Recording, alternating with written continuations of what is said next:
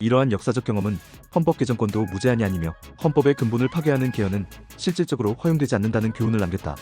그럼에도 법률적인 관점에서는 논란이 있다. 개헌 한계 부정서를 취하는 견해는 헌법이 국민의 최고 의사를 담은 이상 국민이 동의한 개헌 내용의 사법적 한계를 설정하기 어렵다고 본다. 다시 말해 헌법 자체에 명문 금지 조항이 없는 한 개헌 내용의 옳고 그름은 정치적 판단 영역이지 법적 통제 영역이 아니다라는 입장이다. 대한민국 헌법처럼 영구 조항이 없고 국민투표로 확정되는 개헌 절차를 둔 경우 개헌 내용까지 법원이 심사하면 그것이야말로 국민주권을 부정하는 것 아니냐는 논리도 있다.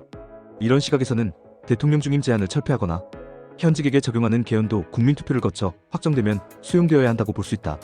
예컨대 박정희 대통령의 3선 개헌 1969이나 유신헌법 1972도 절차상 국민투표를 통해 확정되었으므로 당시는 법적으로 효력이 있었던 것이다.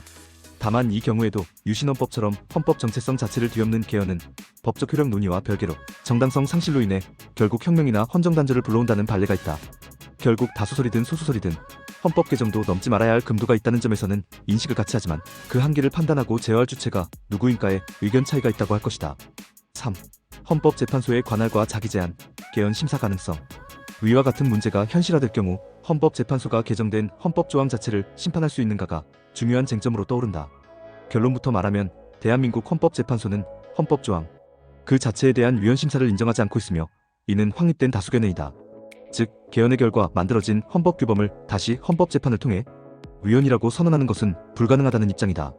헌법재판소는 1996년 결정 94원 바 20 등에서 다음과 같이 명확히 밝혔다.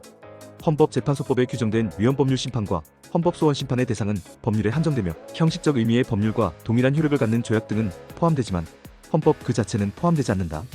헌법 규정은 입법부가 제정한 법률과 달리 주권자인 국민의 결단의 산물이므로 이를 두고 공권력의 행사 결과로 볼 수 없고 따라서 헌법소원 대상이 될 수도 없다는 것이다.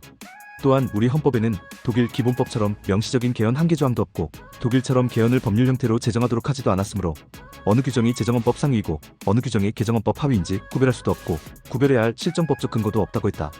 일부 이론에서 말하는 헌법 제정권과 개정권의 구별, 개정, 한계론 등은 헌법 조항의 법적 효력에 상하 차등을 두자는 전제인데 헌법재판소는 헌법 조항들 간 효력상 우열은 인정할 수 없다고 못 박았다.